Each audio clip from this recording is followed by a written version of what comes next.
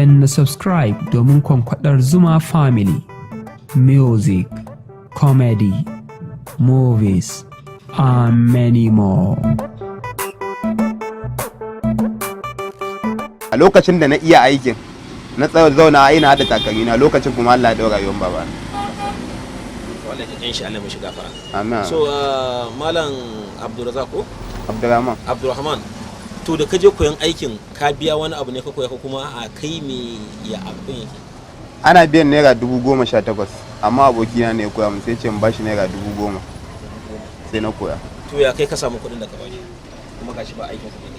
Abin da yasa na samu kuɗin da na bashi in na fita daga gida ina ɗaukan baro in tafi turun bola a haka na samu kuɗi hada 10,000 na je na bashi. To me ya ra'ayinka kake son wannan sana'a bayan ka sana'o'i da yawa?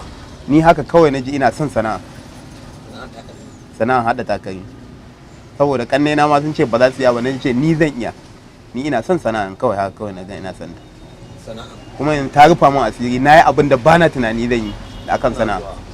Ita sana'a gurin shi wanda ka koyi takalmi a gurin shi a matsayinka na yaro kuma abokinka ko wani irin gwargwarmaya ka sha ko kuma wani irin wahala ne ka dan dauka ko kuma wani hali da ka shiga kafin ka koyi? Ni ban sha wani wahala sosai a wajen, wahalan da na sha dai baya ban kudin abinci.